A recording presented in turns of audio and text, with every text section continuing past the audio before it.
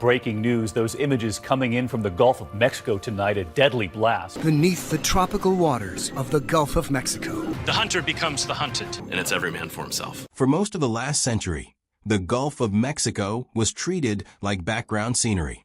It was a place where cruise ships idled, where oil platforms blinked quietly at night, and where nobody outside the shipping industry paid it much attention. That era is over. In the last 2 years, this stretch of water has quietly become one of the most contested and reshaped bodies of water on the planet, and almost none of it has to do with what most people assume. It isn't just about a name on a map. It's about a country betting its entire economic future on rewriting the rules of global trade, energy, and industry, all in the same patch of ocean. Let's deal with the name first, because it's the part everyone has heard about and the part almost nobody understands correctly. In early 2025, the U.S. government moved to officially relabel the American side of the Gulf as the Gulf of America. On the surface, it looked like a symbolic gesture, the kind of thing that trends on social media for a week and then fades.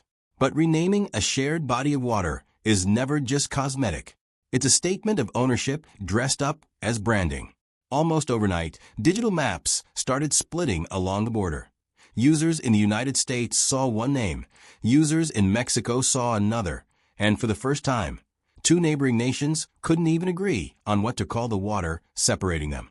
Mexico's government pushed back hard, mocking the move publicly and refusing to adopt the new label. But behind the scenes, something more interesting was happening. Instead of getting stuck in a prolonged argument over terminology, Mexico shifted its energy towards something far more consequential, physically transforming its side of the Gulf so thoroughly that the naming dispute would start to feel irrelevant. If the United States wanted to win the argument over what to call the water, Mexico decided it would rather win the argument over what actually happens in it. That brings us to the most ambitious infrastructure gamble Mexico has attempted in generations, the interoceanic corridor across the Isthmus of Tehuantepec. To understand why this matters, you have to understand the crisis unfolding hundreds of miles away in Panama. The Panama Canal, for more than a century, the undisputed shortcut between the Pacific and Atlantic, has been suffering from something almost nobody predicted. It's running out of fresh water. The canal depends on freshwater lakes to fill its locks, and repeated droughts across Central America have forced authorities to slash the number of daily ship crossings dramatically. Shipping companies have been paying enormous premiums just to jump the queue, while others sit anchored for days or weeks waiting their turn. It's created exactly the kind of bottleneck that global trade cannot tolerate for long, and Mexico has looked at that bottleneck and seen an opening decades in the making. The Isthmus of Tehuantepec is the narrowest point in Mexico, a stretch of land barely 200 kilometers wide separating the Pacific from the Gulf. Engineers have dreamed about using this corridor as an alternative to Panama since the 1800s, but it never had the backing, the money, or the urgency to become real. Now it has all three. Mexico has poured billions into modernizing this route, not as a traditional canal filled with water, but as what's essentially become known as a dry canal, a high-speed rail and port system designed to move cargo across land almost as fast as a ship could cross by sea. A container vessel now docks at the newly expanded Pacific port of Salina Cruz. Its cargo is transferred onto specialized freight trains, and within a matter of hours those containers arrive at the Gulf port of Coatzacoalcos, ready to be loaded onto another ship bound for the U.S. Gulf Coast, the East Coast, or Europe. Compare that to the days or weeks ships can lose waiting for a slot through Panama, and the appeal becomes obvious. Mexico isn't just offering an alternative route. It's offering an escape hatch from a global choke point, and shipping companies are paying attention. What makes this project even more significant is what's being built around it. Along the rail corridor, Mexico has designated a string of industrial development zones designed to attract manufacturers who no longer want to build their products on the other side of the Pacific. This is where the corridor connects to a much bigger global trend, nearshoring. After years of supply chain disruptions exposed how fragile it is to manufacture everything in Asia and ship it across an ocean, companies have been racing to relocate production closer to their biggest customer, the United States. Mexico's geography puts it in a nearly unbeatable position for this shift. sharing a 2,000-mile border with the U.S. and a coastline that opens directly onto Gulf shipping lanes. It's no longer just assembling cars and electronics near the northern border towns either. The transformation has spread down the Gulf Coast itself, with ports like Veracruz, Tuxpan, and Altamira turning into sprawling industrial zones built specifically to plug foreign manufacturers into ready-made supply chains, power grids, and logistics networks. Mexico has effectively become the United States' most important trading partner, overtaking China in that role, and much of the infrastructure making that possible runs directly through the Gulf. But cargo and factories are only part of the picture. Out in the deep water, Mexico is attempting something it has never seriously pursued before: ultra-deep water oil extraction. For decades, Mexico's state oil company stuck to shallow coastal waters, where drilling was simpler and cheaper, while American operators pushed further out into far riskier depths. That strategy worked as long as the easy oil kept flowing, but Mexico's production has been declining for years, and the country's finances depend heavily on crude exports. Facing a choice between managed decline and a genuine gamble, Mexico chose to gamble. In partnership with a foreign energy company, it has committed billions of dollars to developing a field roughly 100 miles offshore, sitting underwater, so deep it would swallow several skyscrapers stacked on top of each other. The engineering required is staggering. Rather than a fixed platform, the project relies on a massive floating production facility tethered to the seafloor, connected to more than a dozen wells drilled at pressures and depths that push current offshore technology to its limits. A separate floating vessel will store hundreds of thousands of barrels of crude at a time, waiting for tankers to haul it away, since no pipeline network exists that far out. It's a strange moment to make this kind of bet, given how much of the world is publicly committed to moving away from fossil fuels. But Mexico's calculation is straightforward. The crude sitting in these deepwater fields is high quality. Energy security has become a far bigger geopolitical priority than it was a few years ago, and Mexico's national oil company is carrying an enormous debt burden that makes new revenue essential rather than optional.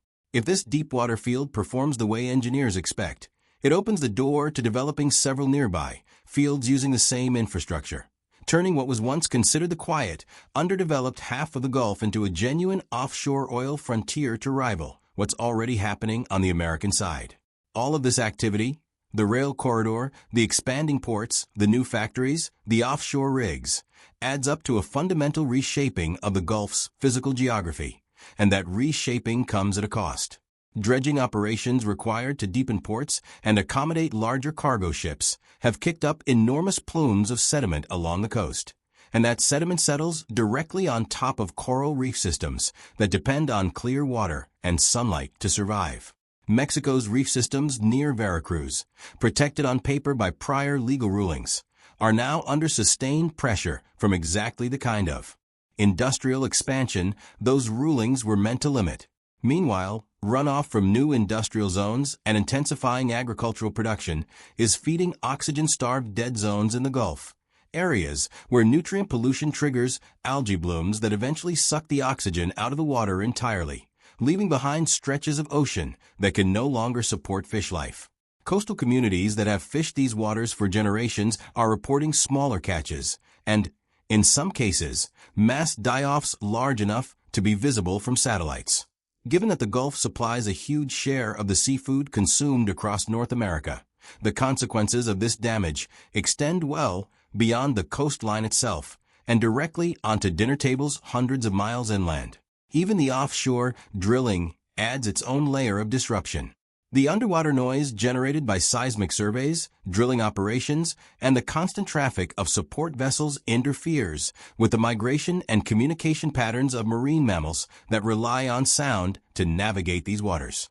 None of this is unique to Mexico. Industrial development around the world tends to carry similar environmental costs, but the speed and scale at which it's happening here is unusual, and the trade-offs are becoming harder to ignore even as the economic numbers keep climbing. Step back and look at the full picture, and a clear pattern emerges. The dispute over what to call this body of water was never really the point.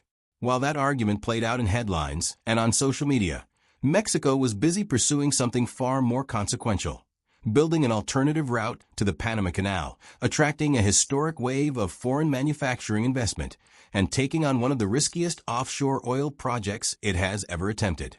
Each of these moves reinforces the others. The rail corridor needs the ports need the industrial zones need reliable energy, and the offshore oil fields are one of the few remaining ways to fund all of it. Mexico isn't reacting to global trade shifts anymore.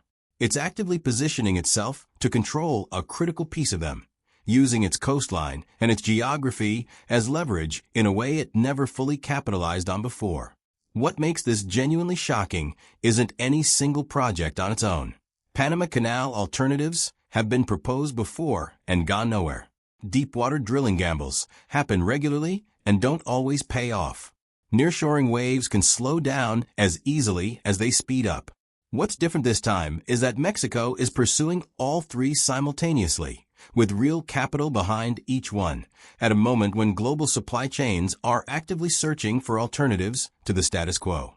The country that spent decades being treated as a secondary player next to the United States and a quiet neighbor to Panama's dominant canal is now positioning itself as an essential node in how goods, energy, and manufacturing move through the Western Hemisphere.